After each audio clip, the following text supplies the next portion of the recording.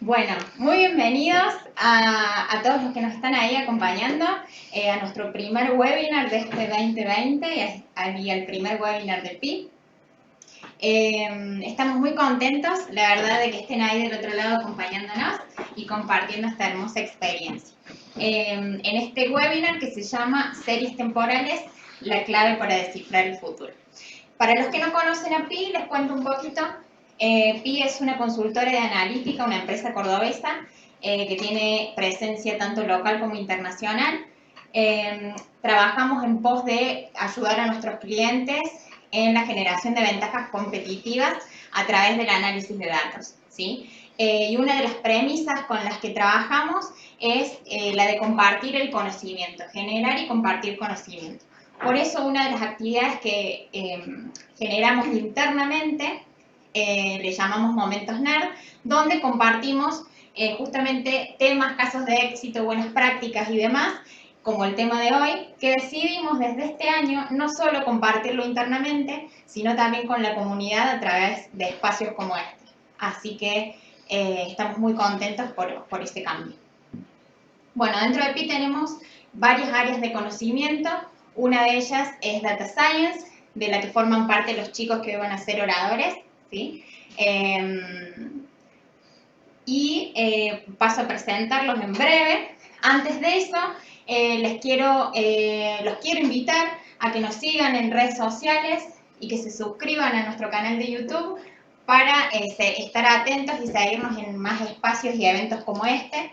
Y de paso, contarles que vamos a estar también participando de WIDS 2020, que es Women in Data Science, el próximo 5 de marzo en el auditorio de la UTN, donde Melina Solovey, que también forma parte del team de Data Science, va a estar participando como oradora.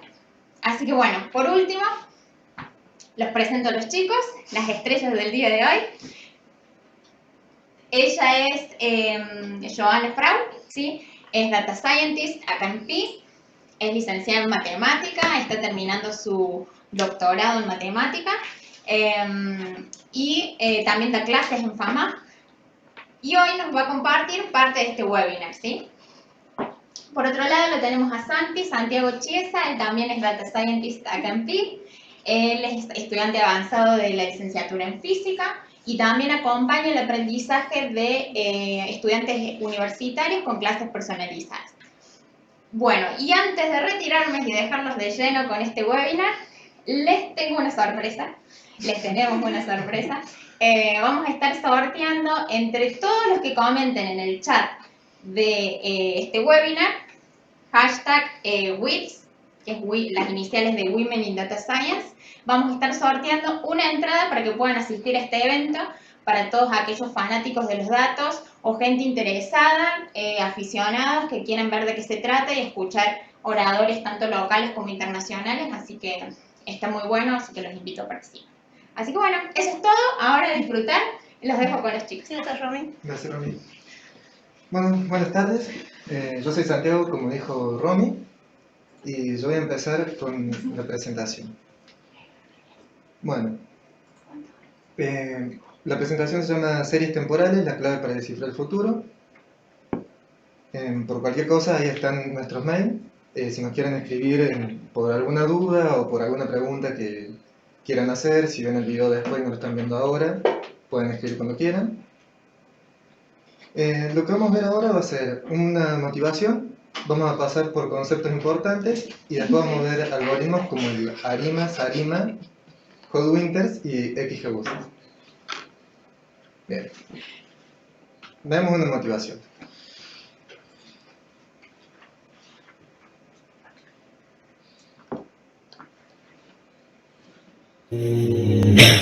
Mejor debería rendirme y volver a cocinar fideos. No rendirte. ¿Fideos? ¿No fideos? Estás preocupado por lo que fue y lo que va a ser.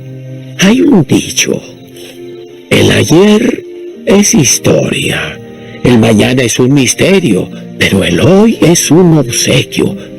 Por eso se llama presente.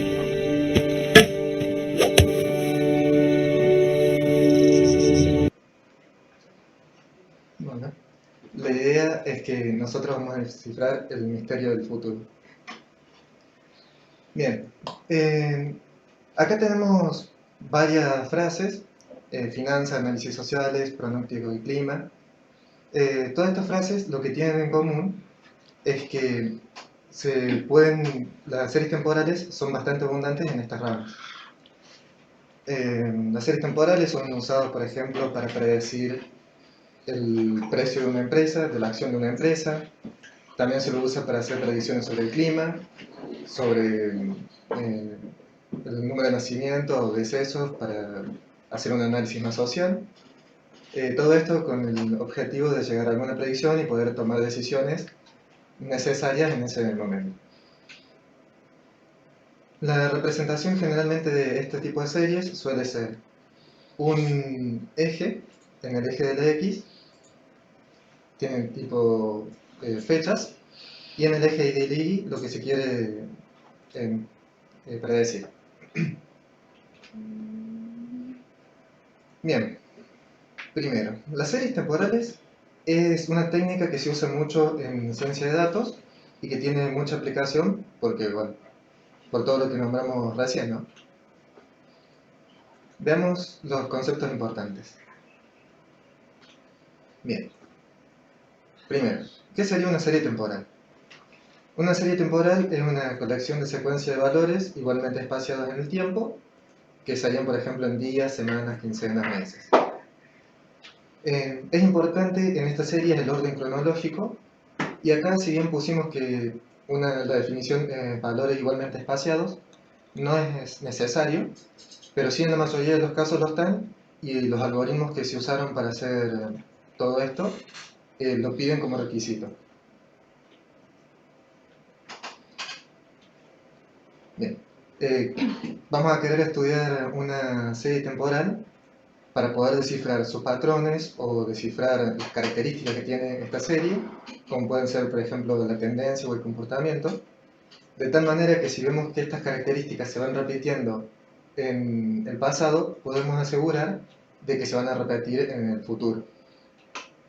Y bueno, si podemos asegurar eso, entonces podemos hacer predicciones, y con las predicciones hechas podemos tomar decisiones. Bien. Tenemos las series univariadas y las series multivariadas. Las univariadas son las series con las cuales se predice solamente viendo los datos del pasado. Las multivariadas, además de esos datos, tienen otros datos que les sirven de refuerzo. Por ejemplo, en el caso de las finanzas, el crecimiento de una empresa también tiene que ver cómo se encuentre la zona geográfica donde se encuentre. Si hay crisis, si hubo algún desastre natural, el precio de la moneda, del dólar, precio en el exterior, que esos son variables que no son propiamente temporales, pero que sí influyen a la hora de hacer la predicción. Las series también las podemos descomponer en tres partes: tendencia, ciclos y estacionalidad. Veamos la tendencia. La tendencia refleja la proyección de la serie a largo plazo. Esto se dice si hay un incremento o una disminución de esta serie. No tiene por qué ser lineal y no tiene por qué ser lineal. Acá en el gráfico azul y verde podemos ver que hay una tendencia decreciente, casi lineal podríamos decir, y en el gráfico naranja, en este caso, podemos decir como que no hay un crecimiento ni decrecimiento muy marcado, entonces podemos decir que no tiene una tendencia. Y en los gráficos de la derecha, el verde y el azul, ambos tienen una tendencia bien marcada creciente, y podemos decir que no es lineal, sino que va tomando una forma curva a medida que avanza el tiempo.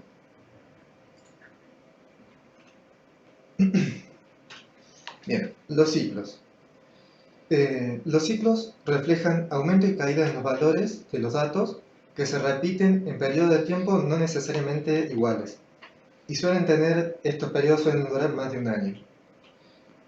Bueno, es muy común en el ámbito económico, cuando se ve el PBI, el riesgo país, etc. La forma de los gráficos generalmente es algo así, donde tenemos ciclos como de crecimiento y decrecimiento, pero que no tienen el mismo tamaño temporal. Después tenemos la estacionalidad, que esta también refleja una periodicidad, pero en franjas de tiempos más específicas, bien específicas, y con periodos menores a un año. Se pueden ser como diarias, semanales, quincenales o mensuales. Y bueno, en este caso, por ejemplo, podemos dar el ejemplo de las cervezas o los helados, que su venta aumenta mayormente en verano.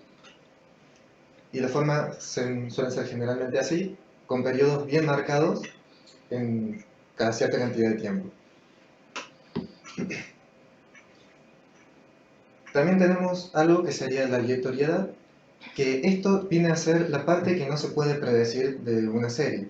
Vendría a ser lo que es sucesos impredecibles, aleatorios, cosas que no pueden ser modeladas o no son fáciles de modelar. En este caso, climas inusuales, huelgas, crisis, etc. Bien, la forma de trabajar con estas series se suele tomar la siguiente. Se toma la tendencia del ciclo como un solo patrón y se lo llama tendencia para simplificar.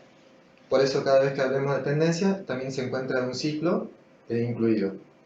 Tenemos la estacionalidad y la aleatoriedad. Bueno, algunos gráficos de ejemplos tenemos, por ejemplo, este, que acá podemos ver que hay una tendencia creciente y acá en esta zona podemos ver que también hay una estacionalidad. Después tenemos esto, que no tiene tendencia, pero sí tiene ciclos, que se repiten cada 10 años, más o menos, y a su vez también tiene un periodo que se repite cada año. Acá también no hay estacionalidad y tenemos ciclos de periodo de 6 o 10 años. Y acá tenemos una estacionalidad diaria o semanal. Bueno, ahora los dejo con Joa, que bueno, ella le va a hablar de... Así. Gracias, Santi. Bueno, continuando un poco lo que hablaba Santi, ahora vamos a pasar a ver cómo se descompone una serie temporal, en qué tipos, cómo puedo descomponer una serie temporal. ¿Qué entendemos por cuando hablamos de descomposición de una serie temporal? Lo que queremos es obtener las series que representan lo que Santi decía, la tendencia, la periodicidad o estacionalidad, son lo mismo, y la componente aleatoria. Lo que queremos es obtener cada una de estas series en un solo gráfico. Entonces, ¿para qué? Porque una vez que entendemos esto y que entendemos el comportamiento de la serie, esto nos va a ayudar a elegir qué algoritmo va a ser el mejor para predecir, y luego las predicciones van a ser más confiables basados en esto. Bien, dicho esto, ahora veamos los tipos de descomposición. Básicamente, como les decía, tenemos dos tipos de descomposición. La descomposición aditiva, que cuando mi serie presenta una tendencia más lineal en el tiempo y la variación de la componente estacional es constante en ese tiempo, entonces lo más adecuado es que mi serie sea el resultado de la suma de la tendencia, la estacionalidad y la componente aleatoria. Por ejemplo, todos los meses el consumo de energía aumenta 1000 unidades.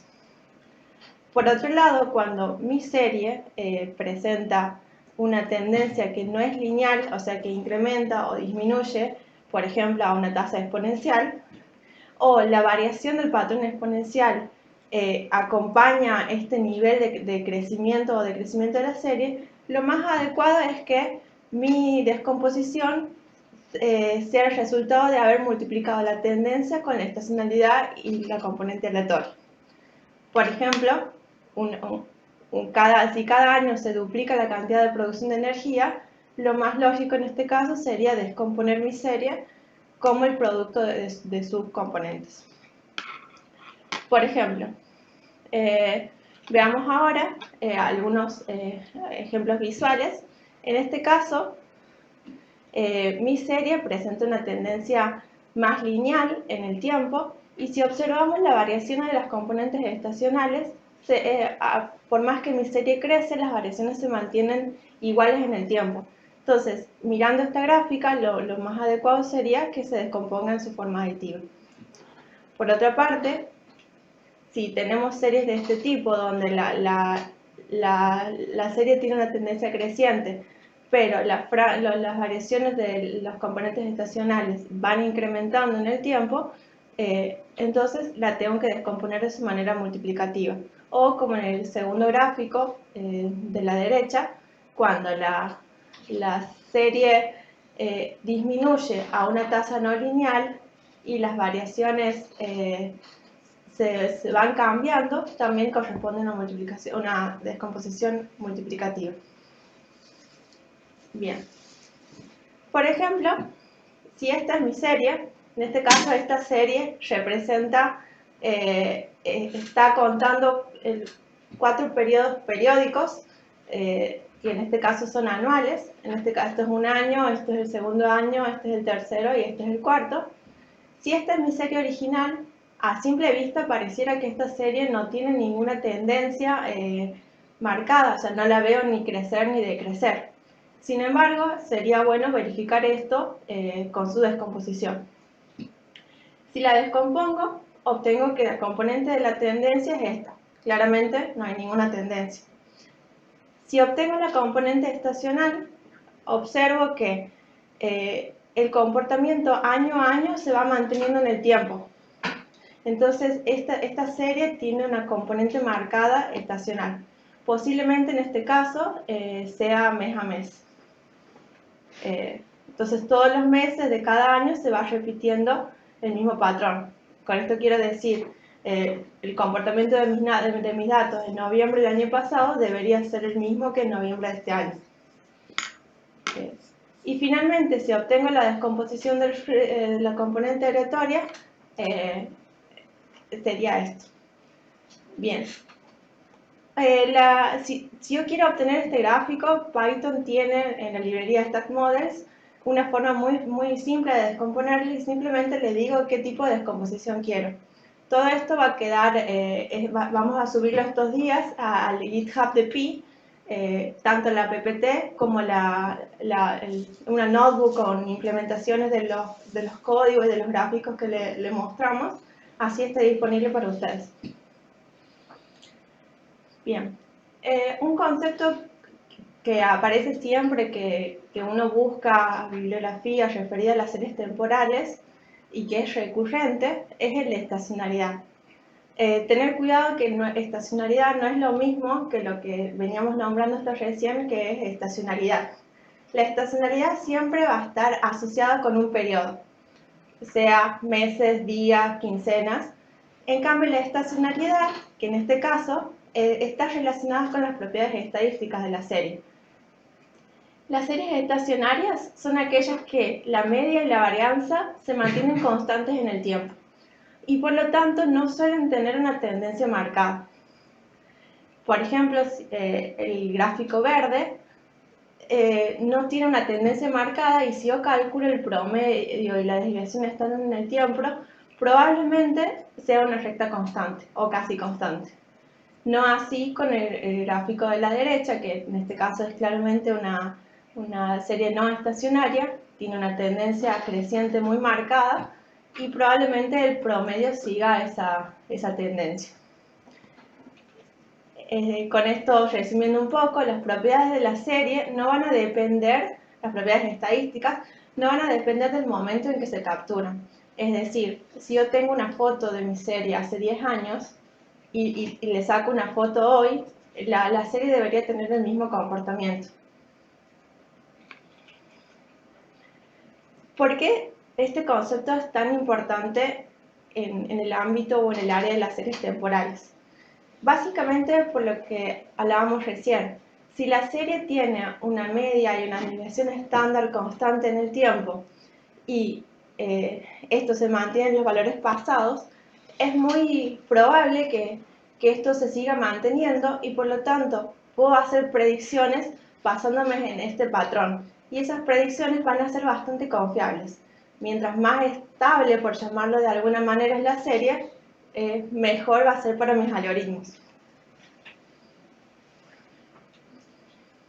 Bien, para determinar si una serie es o no estacionaria tenemos dos métodos, un método visual y un método estadístico.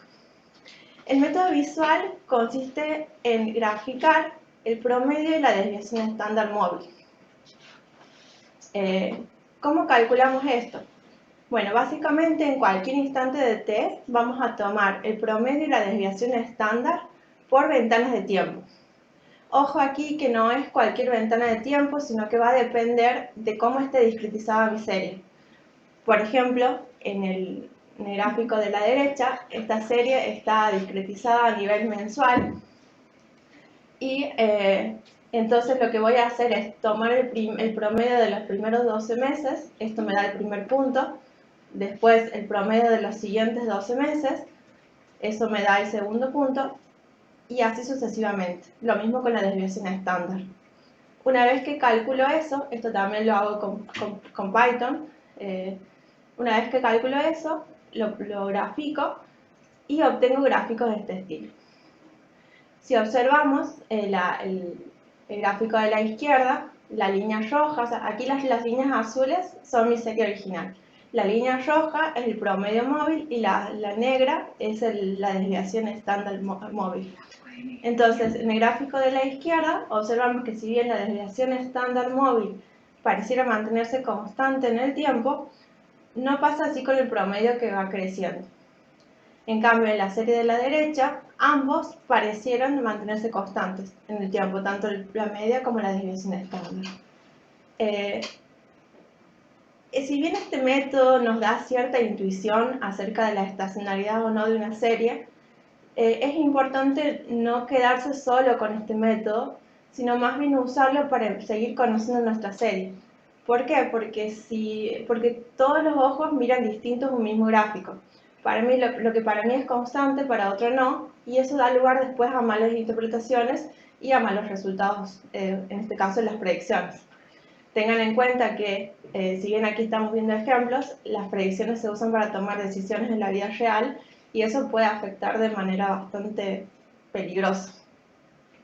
Bien, el otro método que les contaba es un test estadístico, que es el test de Dickey-Fuller aumentado, y este es uno de los métodos estadísticos más populares para chequear si la serie es estacionaria o no. El test determina la intensidad con la cual una serie temporal se define por una tendencia. Bien, como seguramente todos recordamos cómo se trabajaban con los test estadísticos de la Facu, siempre hay que plantear una hipótesis nula y una hipótesis alternativa. La hipótesis nula, en este caso, nosotros queremos que nuestra serie sea estacionaria. O sea, mientras más estacionaria mejor y más estable va a ser mi serie. Entonces, lo que vamos a plantear es que la serie de tiempo no es estacionaria, eso va a ser como hipótesis nula, y vamos a intentar, acuérdense que en los test estadísticos intentamos rechazar esa hipótesis nula. Entonces, la hipótesis alternativa va a ser que la serie es estacionaria. Bien. Una vez que calculamos este test, obtenemos varios resultados, pero entre los más importantes está el estadístico de prueba, el p-value y los valores críticos para diferentes niveles de significancia. A nivel de implementación, si nosotros obtenemos cosas de este estilo, o sea, aquí está mi gráfico de mi desviación estándar y mi promedio móvil, tengo los resultados del test, el primer cuadrito amarillo es el test estadístico, el segundo el p-value y el tercero los valores críticos. Bien, pero ¿qué hago con estos resultados? Bien, básicamente vamos a tener dos criterios para determinar si la serie es estacionaria o no. Estos dos criterios son equivalentes. Esto quiere decir que usando uno o el otro debería llegar al mismo resultado. ¿Pero por qué tengo dos? Porque el segundo me va a permitir obtener un poquito más de precisión en el caso que la serie sea estacionaria. Bien, entonces el primero, lo que voy a ver es en el p-value. Si ese p-value es más chico que 0,05, vamos a poder rechazar la hipótesis nula y la serie va a ser estacionaria con un 5% de significancia. El p-value que obtenemos siempre está relacionado con este 5% de significancia. El segundo criterio es mirar el valor del estadístico de prueba. Si este valor es más chico que alguno de los 3 valores críticos, entonces vamos a poder rechazar la hipótesis nula y la serie es estacionaria con algún nivel de significancia relacionado a esos valores críticos. No se preocupen que ahora pasamos a ver unos ejemplos. Bien, bueno, aquí tenemos un ejemplo, está el gráfico y los resultados del test. De acuerdo al primer criterio, en este caso el p-value es casi 0, y bueno, esto es menor que 0,05, entonces la serie es estacionaria con un 5% de significancia. Veamos si deberíamos llegar a la misma conclusión con el segundo criterio. Bien, si observamos el estadístico, en este caso me da menos 5,19 y esto es más chico que todos los valores críticos que he obtenido. Entonces, en este caso, mi serie es estacionaria no solo con el 5% de significancia, sino con el 1%. A nivel gráfico, tendría algo de este estilo. Veo mis valores críticos y mi estadístico de prueba es más chico que estos 3 valores. Entonces obtengo una zona de rechazo del test y un nivel de significancia del 1% o del 0,01. Las curvas asociadas con el test de Dickey y Fuller siempre van a tener esta forma, que es, o una similar, que son curvas ligeramente asimétricas a la izquierda. Por eso todos los valores críticos y el resultado del test siempre me van a quedar en la porción izquierda del gráfico.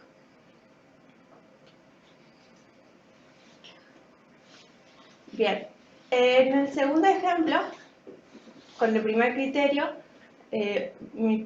calculo el test, veo el primer criterio y tengo un p-value de 0,012, que es menor que 0,05.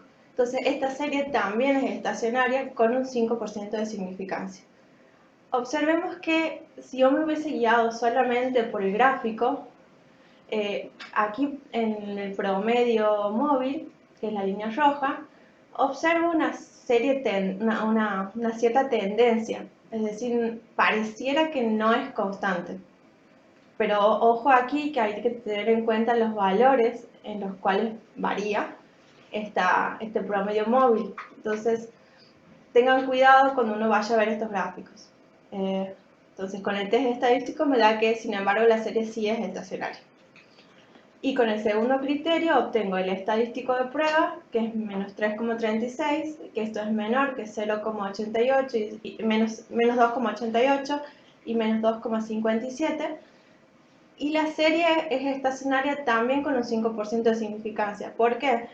¿Por qué no con el 1? Porque aquí sí el estadístico de prueba es más grande que el valor crítico asociado al 1%.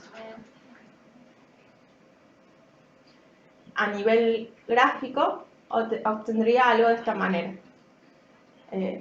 Mi estadístico es menor que los 2 valores críticos que mencionábamos, mi zona de rechazo es esta y el nivel de significancia de un 5%. Finalmente, un tercer ejemplo, tenemos aquí que el p-value es 0,18, esto es más grande que 0,05, entonces no rechazamos la hipótesis nula y la serie es no estacionaria. Con el segundo criterio deberíamos llegar a la misma conclusión. Y efectivamente sí, porque el estadístico de prueba es más grande que todos los valores críticos obtenidos. Aquí tenemos el gráfico, la zona de rechazo y esto. Bien. A continuación vamos a hablar del algoritmo ARIMA. ARIMA proviene de sus siglas en inglés, que es Autoregressive Integrated Moving Average, y es una clase de modelos que intentan predecir una serie de tiempos teniendo en cuenta sus valores pasados en cuanto a sus propios retrasos y errores de pronósticos rezagados o lagueados. Vamos a ver o intentar entender un poquito qué significan estos términos, pero para que se den una idea, básicamente realiza una regresión lineal. Bien, un modelo ARIMA está caracterizado por 3 términos. El término P, el término D y el término Q. Cada uno de esos términos están asociados a una parte del nombre de la sigla ARIMA. Y a nivel de notación se denotan como ARIMA, P, D, Q, siempre en ese orden. Esto es importante mencionarlo porque cuando uno va a implementar el algoritmo, el orden en el que le da los parámetros es en ese, P, D, Q. Bien, ¿quién es P? P, bueno, está relacionada con la parte autorregresiva del modelo y son los valores pasados usados en la ecuación de regresión de la serie. Por ejemplo, es probable que haga calor mañana dado que ha hecho calor los últimos 3 días. En este caso, P va a ser 3 y por lo tanto vamos a usar 3 periodos previos en mi ecuación de regresión.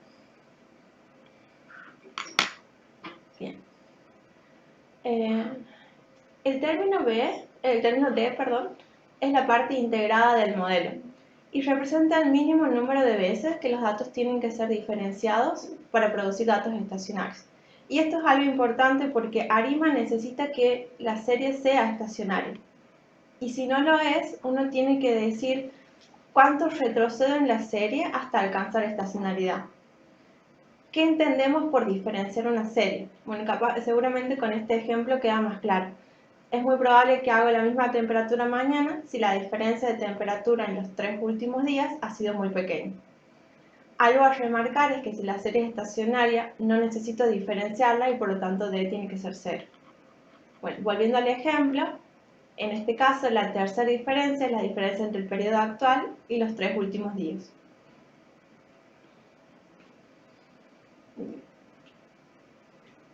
El término Q está asociado con el error del modelo y es la parte de medio móvil de ARIMA. Representa el error como una combinación lineal de errores anteriores y es el número de valores anteriores o retrasados para que el término del error se agregue o se resten a la serie. Como siempre que hablamos de error en series temporales, es la parte que no ha podido ser explicada ni por la tendencia ni por la estacionalidad o la periodicidad. Bien, cambiamos un poco de escenario físico. Este webinar ha tenido primero el inconveniente de que cuando hemos estado en vivo han caído los vivos de YouTube. Entonces ahora que lo queremos grabar, aquí en Argentina estamos en cuarentena, así que como no queríamos dejar pasar más tiempo, hemos decidido cada uno grabarlo y juntar el video. Así que continuamos en donde habíamos quedado recién, y era que teníamos 3 parámetros para determinar: el parámetro P, el parámetro D y el parámetro Q. El parámetro D, es el parámetro dentro de todo más fácil de identificar, porque tanto en Python como en R tenemos funciones que nos permiten ir diferenciando las series temporales hasta conseguir una serie estacionaria con un determinado grado. El parámetro P y el parámetro Q son los que por ahí nos van a demandar más esfuerzo, y además todos sabemos que determinar parámetros nunca es tarea fácil, sobre todo los que trabajamos hoy en día en ciencia de datos, en machine learning. Sabemos que suele ser un dolor de cabeza, que nos demanda mucho tiempo, que tenemos que probar esto, probar aquello, y esta no es la excepción. Pero para este caso vamos a servirnos de ayuda de 2 gráficos, que son el gráfico de autocorrelación o la función de autocorrelación y la función de autocorrelación parcial. Estos gráficos nos van a ayudar a determinar el valor de P y el valor de Q. Bien, entonces con esto estamos sorteando esta tarea complicada, o la estamos haciendo más fácil. Bien, ¿quién es este gráfico? Empecemos por el gráfico de autocorrelación. El gráfico de autocorrelación mide la correlación de una serie con sus valores retrasados o lagueados, que se suele decir por un Spanglish. Es útil para determinar el valor de Q. Esta función describe que también los valores presentes de la serie entonces van a estar relacionados con sus valores pasados. Se la suele denominar, o uno puede encontrar que le dicen que es una función completa porque considera todos los patrones detrás de la serie: tendencia, estacionalidad, ciclos, residuos, y así todo puede encontrar correlaciones. Por ejemplo, se podría medir la correlación entre una variable entre la serie temporal en el tiempo t y en el tiempo t-1. Bien, ¿cómo determinamos este valor de Q? Bien, hay una reglita que nos dice que Q es el valor de retraso donde el gráfico de autocorrelación cruza el intervalo de confianza superior por primera vez. ¿Qué quiere decir esto? Bueno, imagínense que nosotros tenemos una serie temporal como la que está aquí arriba a la derecha, y bueno, utilizando alguna librería o alguna función, tanto en Python o en R, podemos obtener esta función de autocorrelación en cualquiera de sus dos versiones. Esa es la razón por la que tenemos dos gráficos. Estos dos gráficos son dos diferentes formas de graficar la autocorrelación. Intentamos primero qué es esto que nos dice la regla de que Q es el valor de retraso donde el gráfico cruza por primera vez la región de confianza. Bueno, en el gráfico de la izquierda, la región de confianza es todo lo que está en la franja celeste. Y donde el gráfico cruza por primera vez es justamente en este caso en el primer lag. ¿Qué sería este? En este lag el gráfico ha entrado en la región de confianza. Entonces aquí Q sería 1. Bien, por otra parte, si cada uno de estos lags o retrasos los uno y formo una gráfica,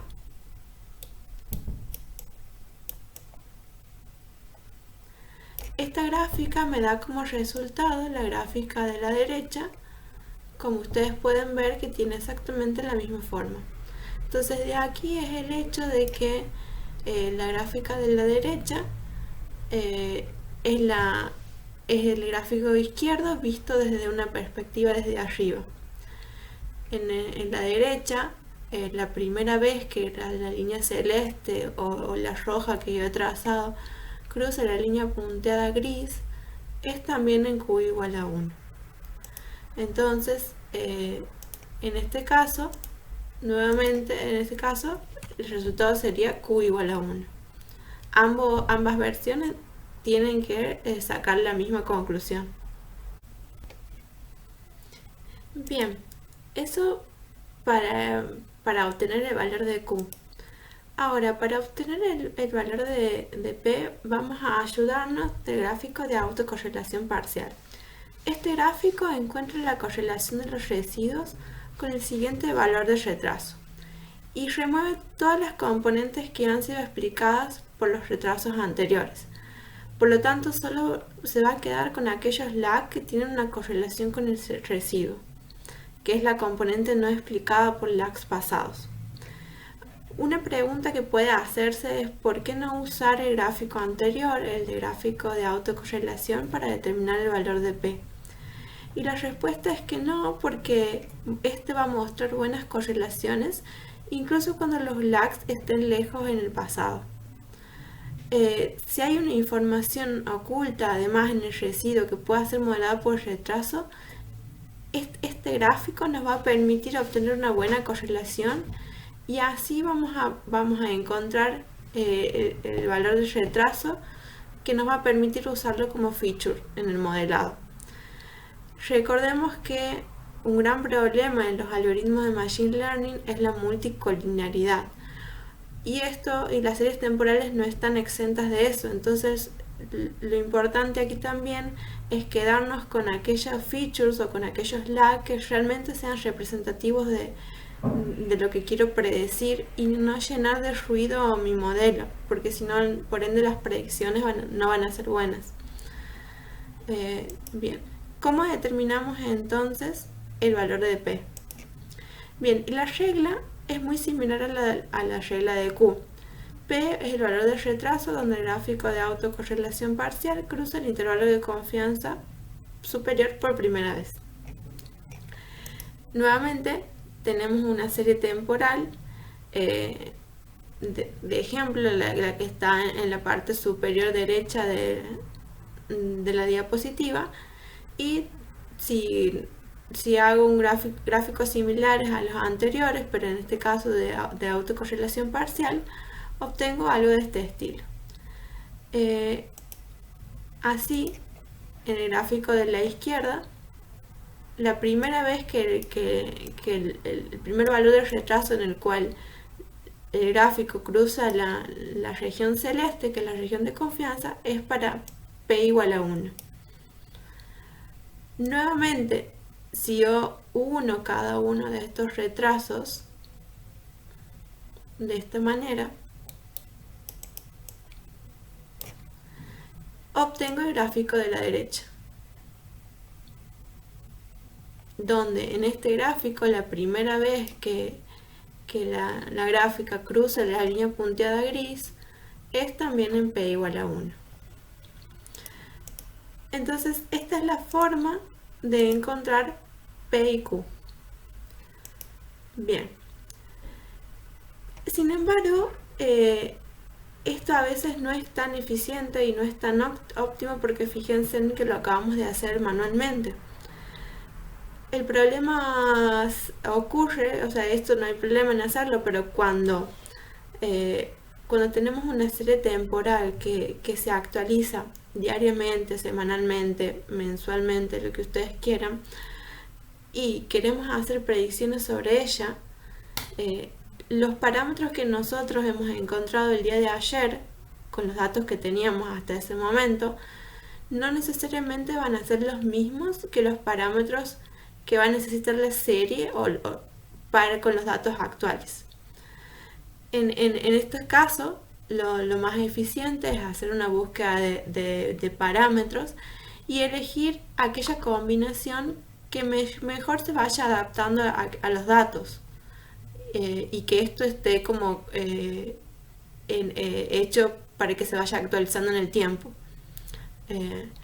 Bien, en este caso, para medir que también ciertos parámetros ajustan mejor que otros, vamos a usar un criterio que se ve bastante en las series temporales. Aclaro aquí que no es el único, pero sí es uno de los más usados, que es el criterio de información de Akaike.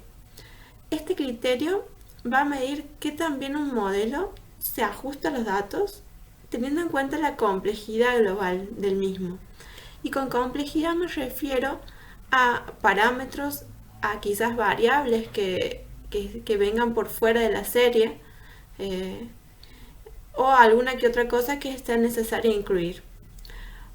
Así, un modelo que proporciona un buen ajuste, pero usando muchos features, va a recibir un valor más grande de este criterio comparado con otro que devuelve el mismo ajuste, pero utilizando menos features. O sea que cuando utilizamos el criterio de información de Akaike, siempre nos van a interesar o nos van a servir aquellos valores que nos devuelve el criterio que sean más chicos, porque eso nos va a dar cierta confianza de que mis datos están siendo ajustados mejor. Bien, pasamos ahora al modelo,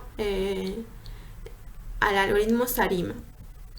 SARIMA, por sus siglas en inglés, es Seasonal ARIMA. Es un modelo ARIMA con una componente estacional. Y en este caso voy a tener 4 parámetros más, además de los 3 que ya venía estudiando. Veamos qué significa cada uno de estos. Bien, los parámetros P, D y Q son exactamente los mismos que los que acabamos de ver, pero aplicados a la componente no estacional del modelo. Los parámetros P, D y Q mayúscula van a estar referidos a la componente estacional. Y aquí, al tener una serie estacional, voy a tener un periodo, que en este caso el periodo puede ser 12 cuando considero meses, puede ser 52 cuando considero semanas o 4 cuando considero cuatrimestres. Recordemos que la periodicidad en una serie de tiempo es un patrón regular de cambios que se repite cada ese periodo de tiempo. Además, aquí algo a tener en cuenta, que P y Q realizan la predicción usando valores pasados y errores en términos anteriores que siempre van a ser múltiplos del periodo, que es ese. Bien, veamos un ejemplo para que esto quede un poquito más claro. Imaginemos que tenemos una serie temporal periódica con un periodo de 12, o sea, una serie mensual. Si en este caso mi P mayúscula es igual a 1, voy a estar en presencia de un modelo autorregresivo de primer orden estacional y que va a predecir mi serie temporal en el tiempo t usando los datos en el tiempo t-12. O sea, se va a mover hacia atrás 12 meses y va a usar esos datos. Ahora, si P es 2, esto se denomina un modelo autorregresivo de primer orden, de segundo orden estacional, y para predecir la serie temporal en algún tiempo t va a usar los datos en el tiempo t-12 y en el tiempo t-24. Bueno, hasta aquí llegamos con los algoritmos ARIMA y SARIMA. Ahora va a continuar Santi con lo que queda del webinar. Los dejo con él. Bien, ahora veremos el algoritmo de Hot Winters. Bien, en Hot Winters, antes de ver Hot Winters, primero veremos el simple exponential smoothie, que lo que hace es predecir una constante en el tiempo. El doble exponencial smoothie, que también le agrega tendencia, puede ser creciente o decreciente. Y al final el Hot Winters, que este le agrega una tendencia con comportamiento estacional. Empecemos por el primero. Bien, la fórmula del exponencial smoothing es esta, donde acá tenemos la predicción hecha al tiempo t más 1, los coeficientes de suavizado del nivel, predicción en el tiempo t menos 1 y el valor en el tiempo real t. Si vemos, esta sería cómo se entrena cómo es el exponencial smoothie en los datos cuando los conocemos y el resultado que obtenemos en los datos que no conocemos. Como vemos, es una línea recta.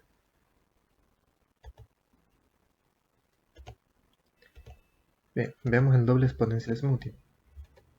Vamos a tener varios casos. El primero es el caso donde tenemos una tendencia multiplicativa. Eso hace que la predicción sea el nivel por esa tendencia elevada al m. El nivel es igual que en el simple, solamente que se le agrega este término donde se encuentra la tendencia. Y la tendencia tenemos... Y en la tendencia tenemos el coeficiente de suavizado y estos valores que son la predicción hecha en tiempo t, en tiempo t-1, y en tiempo t-1 y t-1, y en t y t. Acá hay que prestar atención que esto es un producto y esto es una división. En caso de entrenar, acá vemos que tenemos cómo modela los datos que conocemos, y cuando predecimos vemos que es una línea ya no recta y tampoco plana, sino creciente. Bien, en el caso 2, fijémonos que acá, antes donde teníamos un producto, ahora tenemos sumas, y donde teníamos una división, ahora tenemos restas. La diferencia entre un caso y el otro es básicamente ese. Después todo lo otro es igual.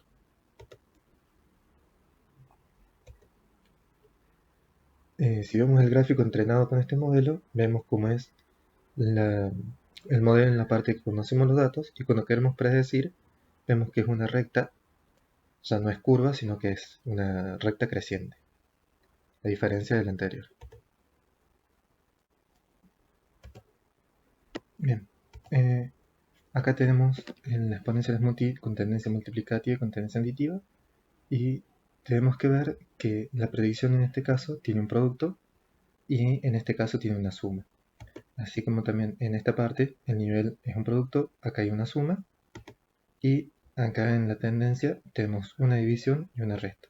Esa es la diferencia entre los dos casos, entre el exponencial smoothing doble aditivo y el exponencial smoothing doble multiplicativo.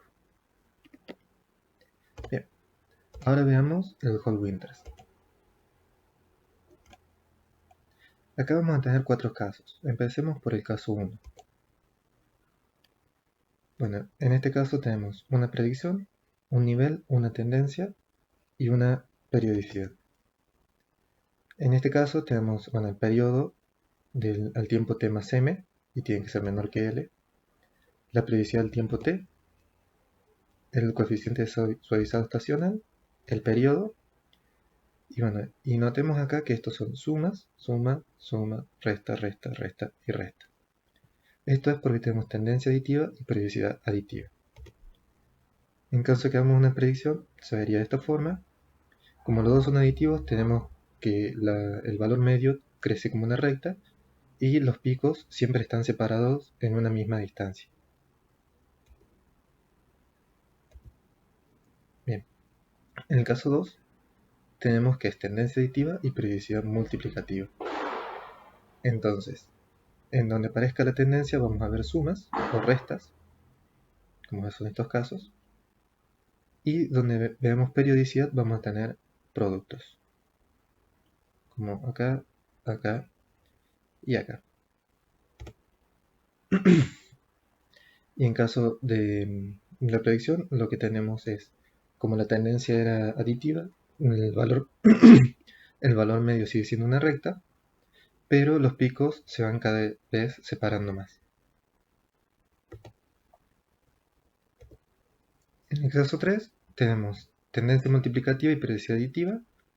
Como ya hemos visto, lo que va a pasar es donde tengamos la tendencia hay productos o divisiones, y donde tengamos la periodicidad va a haber sumas o restas. Bueno.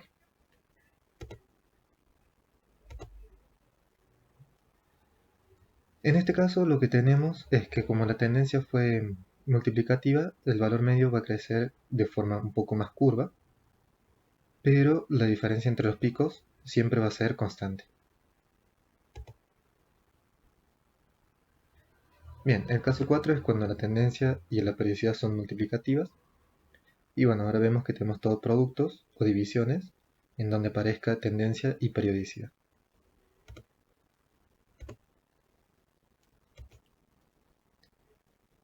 Y bueno, en este caso, como ambos son multiplicativos, el valor medio sería más bien parecido a una curva y los picos se van a estar cada vez separando más. Bien. Bueno, ahí tenemos todas las 4 formas que tiene el whole winters en recuadro la comparación que hay entre algo aditivo y algo multiplicativo. En este caso tenemos tendencias, que sería la tendencia aditiva en estos dos casos, las tendencias multiplicativas en estos dos casos, la periodicidad aditiva estos dos y la periodicidad multiplicativa estos dos. Y como fuimos viendo relación 1 a 1, cuando hay tendencia aditiva tendremos sumas y restas, periodicidad multiplicativa tendremos productos y divisiones en la parte de los periodos, y así también cuando tengamos tendencia multiplicativa y periodicidad aditiva. Bien, el modelo ideal para elegir lo podemos ver viendo el gráfico. Si tiene una tendencia lineal y la separación de los picos se mantiene constante, podemos decir que es tendencia aditiva y estacionalidad aditiva. Si los picos se van separando cada vez más o juntándose, la estacionalidad va a ser multiplicativa.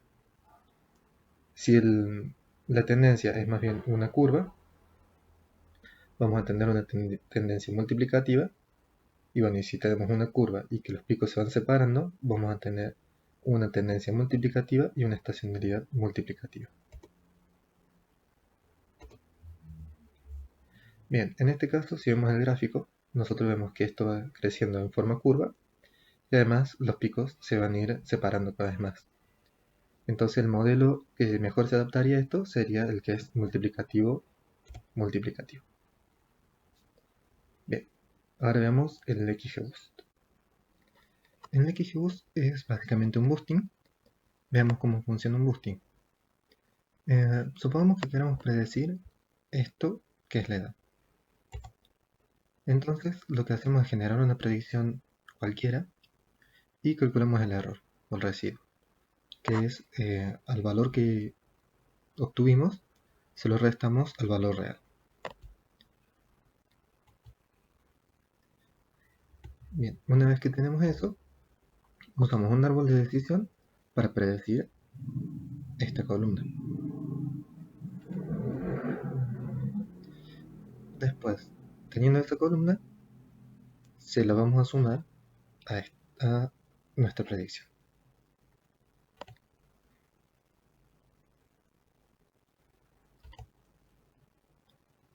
Bien. Entonces, esto sería ahora nuestro valor predicho, nuestra predicción. Podemos seguir con esto restándole esto al valor real y obtenemos un nuevo residuo. Entonces, una vez que obtenemos un nuevo residuo, lo que hacemos es reemplazarlo acá y volvemos a hacer lo mismo. Generamos un árbol, hacemos otra predicción, sumamos, obtenemos una predicción. Si queremos seguir, restamos y así. Esto se termina cuando se pasa un cierto número de iteraciones o cuando se llega ya a un error mínimo. Bien, es importante recordar que el XGBoost no está hecho para variables temporales. Por lo tanto, todos los valores que estén en formato fecha, va a haber que cambiarlo a un formato numérico. Bien, si hacemos una predicción, vemos que esta es la predicción que se hace sobre los datos entrenados y esta es la predicción que se hizo sobre los datos no entrenados y la comparación con los datos reales. Bien, conclusiones. El Whole Winters necesita datos que tengan nivel, tendencia y estacionalidad, no supone estacionariedad y no es sensible a outliers. El Arima necesita datos estacionarios, las predicciones son a corto plazo, sensible a outliers, necesitamos un mínimo de 38-40 datos y tiene una componente estacionales y no estacionales. El XGBoost se recomienda usar como último recurso porque no es para series temporales, pero da buenos resultados y en general proporciona buenos resultados. ¿Cómo elegimos el mejor modelo? Bueno, se elige según el problema que se tenga y generalmente un buen criterio es el que menos overfitee. Después de eso hay que probarlos a todos y ver cuál es el que da el mejor resultado. Muchas gracias por su atención. Ya hemos llegado al final de esta presentación. Suscríbanse al canal de YouTube, así tienen noticias sobre nuestros nuevos contenidos. La idea es que todos los meses se haga un webinar con diferentes temáticas. Adiós, muchas gracias por su atención.